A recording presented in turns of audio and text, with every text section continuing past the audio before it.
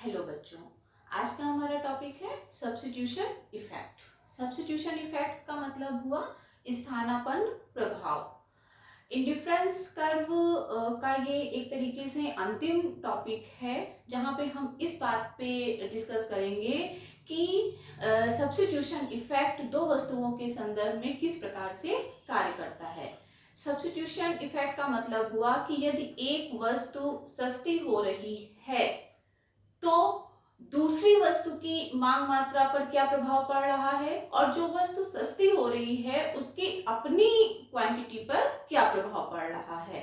अगर हम ये कहें कि हम मान लेते हैं कि x वस्तु सस्ती हो रही है तो उसकी मांग मात्रा बढ़नी चाहिए, और क्योंकि x वस्तु के सापेक्ष में y वस्तु महंगी होगी, भले ही y की अपनी कीमतें स्थिर हैं, बट x वस्तु के रिलेटिवली y वस्तु की कीमतें ज्यादा होंगी, तो उसकी जो मांगी जाने वाली मात्रा होगी वो कम हो जाएगी।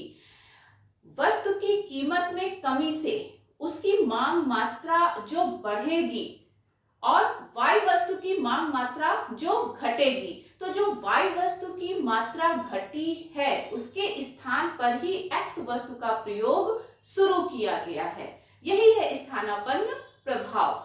तो दो इकोनॉमिस्ट हुए हैं जिन्होंने इस संदर्भ में अपना व्यू दिया है, एक है हिग्स और दूसरे हैं स्लस्की। दोनों ही अप्रोच से हम ये देखेंगे कि किस प्रकार से सब्स्टिट्यूशन इफेक्ट कार्य करता है, यानी कि x वस्तु के लिए मांग मात्रा में किस प्रकार परिवर्तन होता है यदि x वस्तु की कीमतें घटती हैं। तो हम इसको डायग्राम के माध्यम से आपको समझाते हैं,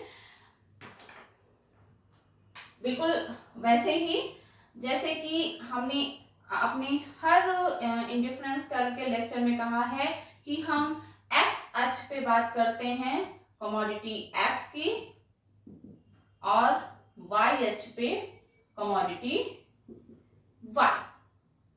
हम ये मान लेते हैं कि जो हमारी मूलभूत बजट रेखा है वो है BL। BL रेखा के हमने मान लिया कि जो इंडिफरेंस कर्व है वो BL रेखा को E बिंदु पर स्पर्श कर रहा है और E बिंदु पर ही इक्विलिब्रियम स्थापित है। ठीक, अब हम ये भी निकाल लेते हैं कि E बिंदु पे x और y की क्या मात्राएं हैं। हमने मान लिया कि ये हमारी OX क्वांटिटी है x की और EX क्वांटिटी है y की। हम चाहे तो इसको यहां से भी माप सकते हैं, यहां पे हमने इसको दे दिया y। हम चाहे कहें OY और या फिर हम कहें XE, क्योंकि दोनों ही पैरेलल लाइन है इसलिए हम y की क्वांटिटी को यहां भी माप सकते हैं और यहां भी माप सकते हैं। ठीक है, क्योंकि डायग्राम आगे बहुत ही क्रिटिकल होना है और ज्यादा इसमें लाइंस आनी है, तो हम जितनी कम से कम लाइन खींचे, जो अननेसेसरी लाइंस हैं उनको हम ना खींचे तो ये ज्यादा अच्छा होगा, तो हमारा डायग्राम ज्यादा साफ सुथरा दिखेगा। तो बेटर है कि हम ये जो ई से वाई तक ले गए हैं इसको ना ले जाएं। ठीक है, और अगर क्योंकि मैंने ड्रॉ कर दिया इसलिए अब मैं इसको रब नहीं कर रही हूँ, लेकिन बुक्स में अगर आप देखेंगे तो आप देखेंगे कि यहीं पे ई एक्स लिखा होगा कि ये y की क्वांटिटी है और OX है x की क्वांटिटी। ठीक है, अब हम ये मान लेते हैं कि x वस्तु सस्ती हो रही है। क्योंकि x वस्तु सस्ती हो रही है इसलिए इसकी जो मांगी जाने वाली मात्रा होगी वो बढ़ जाएगी, तो जो L पॉइंट है वो आगे शिफ्ट हो जाएगा, और क्योंकि y की कीमतों में कोई परिवर्तन नहीं है इसलिए B पॉइंट यहीं पर स्थिर रहेगा। तो जो नई बजट रेखा होगी वो होगी समथिंग BL1। ठीक है, मेन समझने वाली बात अब आती है। हिग्स कहते हैं कि क्योंकि जब वस्तु की कीमत घटी तो जो उपभोक्ता की वास्तविक आय है वो बढ़ जाएगी। वास्तविक आय का मतलब होता है उपभोक्ता के पास जो मुद्रा है उसकी क्रय शक्ति बढ़ जाएगी। इसको आप एक एग्जाम्पल से समझिए। मान लीजिए कि उपभोक्ता के पास 10 रुपए थे जो वो एक्स पे खर्चा कर रहा था। हम यहाँ पे वाई की क्वांटिटी को अभी टच नहीं कर रहे हैं, हम केवल आपको समझा रहे हैं कि जो बात हम कह रहे हैं कि अगर एक्स की कीमतें घटती हैं तो उपभोक्ता की वास्तविक आय बढ़ती है या उपभोक्ता की क्रय शक्ति बढ़ जाती है, इसका क्या मतलब हुआ। मान लीजिए कि पहले कीमतें थी 5 रुपए पर यूनिट एक्स की, ठीक है, तो उपभोक्ता अपने 10 रुपए से केवल 2 यूनिट एक्स की परचेज कर सकता था। ठीक, अब क्योंकि 2 यूनिट परचेज कर सकता था तो 2 हमने मान लिया कि ये हमारा 1 दैट इज 2। ठीक, अब मान लीजिए कि जो x है उसकी कीमतें घट के हो जाती हैं न्यू x प्राइस हो गया मान लीजिए 2 रुपए पर यूनिट, तो अब वो 10 रुपए से खरीद सकता है 5 यूनिट, इसीलिए ये बजट रेखा आगे जा रही है। ठीक, देखिए जो 10 रुपए है, 10 रुपए उपभोक्ता की आय तो स्थिर है, ये मौद्रिक आय है। पहले वो अपनी 10 रुपए की मौद्रिक आय से केवल 2 यूनिट ही एक्स की खरीद पा रहा था, लेकिन जैसे ही कीमतें घटी उपभोक्ता की आय स्थिर है लेकिन उस 10 रुपए की क्रय शक्ति बढ़ गई, तो हम चाहे कहें कि उपभोक्ता की आय की क्रय शक्ति बढ़ गई या फिर हम ये कहें कि जो उपभोक्ता की क्रय शक्ति है वो बढ़ जाती है। ठीक है, यही टर्म अभी हमने यहाँ पे यूज किया था कि जैसे ही एक्स की कीमतें घटती हैं उपभोक्ता की वास्तविक क्रय शक्ति या वास्तविक आय उपभोक्ता की क्रय शक्ति ही होती है। मौद्रिक इनकम 10 रुपए है, लेकिन अगर कोई कहे कि 10 रुपए की वास्तविक आय का क्या मतलब हुआ, तो वास्तविक आय का मतलब होता है कि 10 रुपए से क्या क्या परचेज किया जा सकता है। इनकम की या फिर आय की जो वास्तविक शक्ति होती है वो तो उसकी क्रय शक्ति है ना। अगर हम इतनी ही इनकम से ज्यादा वस्तुओं को खरीद सकते हैं तो इट्स मीन कि इसकी क्रय शक्ति बढ़ चुकी है। क्रय शक्ति कैसे बढ़ेगी, अगर वस्तुओं की कीमतें घट जाएं तो उपभोक्ता अपनी दी हुई इनकम से ज्यादा वस्तुओं को परचेज करने में सक्षम होता है। तो जब x की कीमतें घटी तो इट्स मीन उपभोक्ता की वास्तविक आय बढ़ गई। अब उपभोक्ता की वास्तविक आय तो बढ़ गई, उसकी वास्तविक क्रय शक्ति बढ़ गई, लेकिन क्योंकि हमें स्थानापन्न प्रभाव ज्ञात करना है, स्थानापन्न प्रभाव का मतलब हुआ कि क्योंकि x की कीमत घटी है तो x की मांगी जाने वाली मात्रा बढ़नी चाहिए, यही तो स्थानापन्न प्रभाव हुआ, और y की मात्रा घटनी चाहिए क्योंकि x के सापेक्ष y महंगी हुई। भले ही y की अपनी कीमतों में कोई परिवर्तन नहीं हुआ, लेकिन इसके अगर ये घट रही है तो इसके सापेक्ष ये बढ़ रही है, रिलेटिवली प्राइसेस। ठीक है, अब अगर 10 रुपए की वास्तविक क्रय शक्ति बढ़ रही है तो ये जरूरी तो नहीं है ना कि उपभोक्ता x वस्तु को ही खरीदे, क्या पता वो y वस्तु का कंजम्पशन बढ़ा दे। लेकिन क्योंकि हमें उपभोक्ता के स्थानापन्न प्रभाव को ज्ञात करना है, इसलिए हम उपभोक्ता से उतनी आय उपभोक्ता की वास्तविक क्रय शक्ति में उतनी कमी कर देते हैं जितनी वस्तु की कीमतों में कमी के कारण वास्तविक क्रय शक्ति बढ़ती है। इसको आप ऐसे भी समझ सकते हैं कि हम उपभोक्ता को बाध्य कर देते हैं कि उपभोक्ता उसी उदासीनता वक्र पर बना रहे। ठीक है, ऐसा हम इसलिए करते हैं ताकि हम स्थानापन्न प्रभाव ज्ञात कर सके। तो हम BL1 के सापेक्ष नीचे की ओर एक नई बजट रेखा इस प्रकार से खींचते हैं कि वो, यहाँ पे मैंने IC नहीं लिखा है, ये IC कर्व है, कि वो IC वक्र को किसी भी बिंदु पे स्पर्श करे। ठीक है, तो हम एक पहले यहाँ पे एक पॉइंट ड्रा कर लेते हैं ताकि हम उसी के हिसाब से, यहाँ पे मैंने ये बिंदु रखा और बिल्कुल ये जो BL1 रेखा है इसी के सापेक्ष बिल्कुल आप स्केल रखे एक रेखा इसी के सापेक्ष खींच देंगे, और ये जो आय में परिवर्तन होता है इसको आप MN रेखा कह सकते हैं। ये जो नई MN बजट रेखा खींची गई है ये उपभोक्ता की वास्तविक आय में कमी की रेखा है। हमने उपभोक्ता की वास्तविक आय में कमी इसलिए की है क्योंकि हमें स्थानापन्न प्रभाव ज्ञात करना है। ठीक है, ये जो आय में कमी हुई है इसको हिग्स ने नाम दिया है क्षतिपूरक परिवर्तन। इसको इन्होंने नाम दिया है कंपेंसेटिंग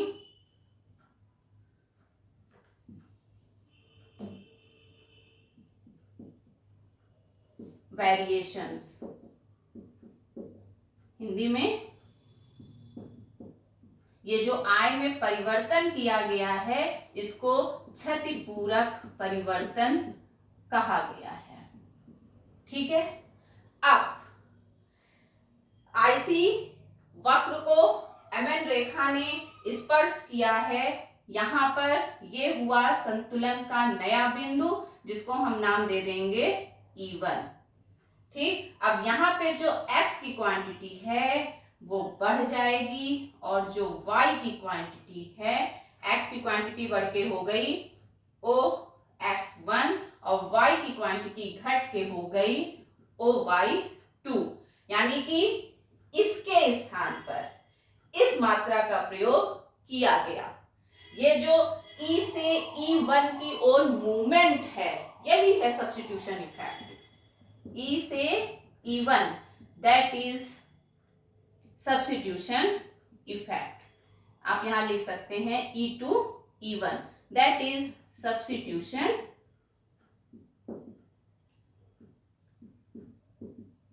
इफेक्ट। E से E1 की ओर जो मूवमेंट हुआ है वो सब्स्टिट्यूशन इफेक्ट है। क्योंकि उपभोक्ता सेम उदासीनता वक्र पर है इसलिए उपभोक्ता की संतुष्टि में कोई भी परिवर्तन नहीं होगा। उपभोक्ता को जितनी संतुष्टि E से प्राप्त हो रही थी उतनी ही संतुष्टि E1 से भी प्राप्त होगी।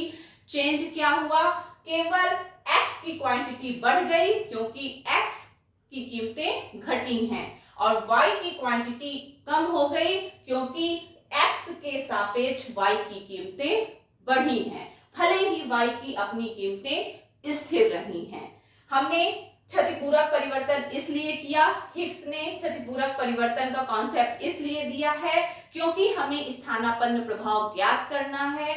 क्योंकि स्थानापन्न प्रभाव ज्ञात करने के लिए जो आईसी है वो सेम ही रखा है हिग्स ने। इसके बाद जब हम स्लट्सी का अप्रोच पढ़ेंगे तो वहां पे जो आईसी वक्र है वो ऊपर की ओर शिफ्ट होगा, यानी कि वहां पे जो उपभोक्ता की संतुष्टि है वो स्थानापन्न प्रभाव के कारण बढ़ेगी।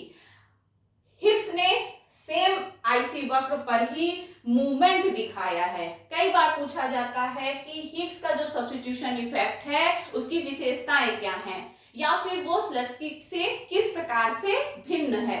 तो दो मेन बातें हैं जो आपको ध्यान रखना है।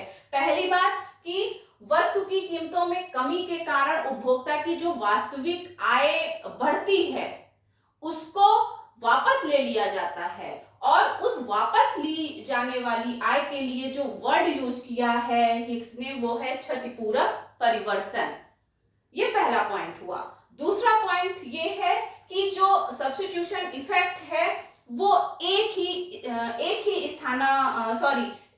ही उदासीनता वक्र पर घटित होने वाली एक घटना है। आईसी चेंज नहीं हुआ है, ई और E1 दोनों ही एक ही इंडिफरेंस कर्व पर स्थित हैं। इसका मतलब हुआ कि जो उपभोक्ता की संतुष्टि है वो स्थिर है। ठीक है, उपभोक्ता की संतुष्टि में किसी प्रकार का कोई परिवर्तन नहीं हुआ है। ई से E1 की ओर ये जो मूवमेंट हुआ है यही है सब्स्टिट्यूशन इफेक्ट।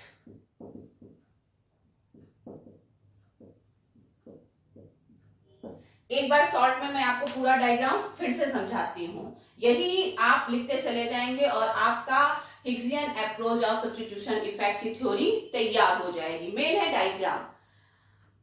बीएल मूल बजट रेखा है जिसके ई बिंदु पर उपभोक्ता संतुलन में है। ठीक है, अब हम ये मान लेते हैं कि एक्स की कीमत घटी और वाई की कीमतें स्थिर हैं। क्योंकि x की कीमत घटी है इसलिए जो L बिंदु है वो अपने दाईं ओर शिफ्ट होगा।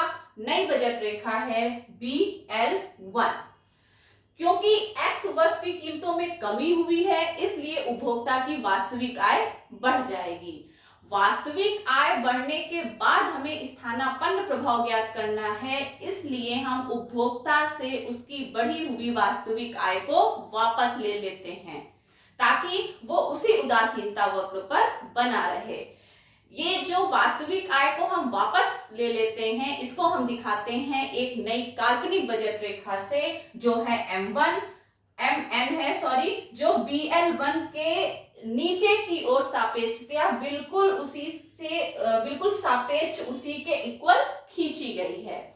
जब हम ये रेखा खींचते हैं तो ये IC को जिस बिंदु पे स्पर्श करता है, हमारे डायग्राम में E1 पे स्पर्श किया गया है। E1 नया संतुलन का बिंदु होगा जहां पे x की क्वांटिटी बढ़ करके OX1 हो गई है। अगर आपको यहाँ नहीं दिख रहा है तो मैं इसको ऊपर लिख देती हूँ, आप यहाँ भी लिख सकते हैं। OX1 हो गई है, जबकि जो y की क्वांटिटी है वो घट करके OY2 या फिर X1E1 रह गई है। x से X1 की ओर जो मूवमेंट है, जो बढ़ी हुई मात्रा है, वो y के सापेक्ष x के लिए स्थानापन्न प्रभाव है। y की क्वांटिटी घटी यानी कि y का उपभोग घटा और x का उपभोग बढ़ा। यही है स्थानापन्न प्रभाव। जो वास्तविक आय में कमी हुई है उसके लिए जो वर्ड यूज किया है हिग्स ने वो है क्षतिपूरक परिवर्तन। दूसरी चीज, क्योंकि E और E1 दोनों एक ही IC पर स्थित हैं इसलिए उपभोक्ता की संतुष्टि में किसी प्रकार का कोई परिवर्तन नहीं होता है। उपभोक्ता संतुष्टि के जिस स्तर पे पहले था, संतुष्टि के उसी स्तर पे वो बाद में भी होता है। आई होप आपको हिग्सियन अप्रोच ऑफ सब्स्टिट्यूशन इफेक्ट समझ में आ गया होगा। नेक्स्ट लेक्चर में, नेक्स्ट वीडियो में हम बात करेंगे स्लत्स्कियन अप्रोच की और हिग्स और स्लत्स्की के अप्रोच में क्या अंतर है इसके बारे में भी हम बात करेंगे। Thank you.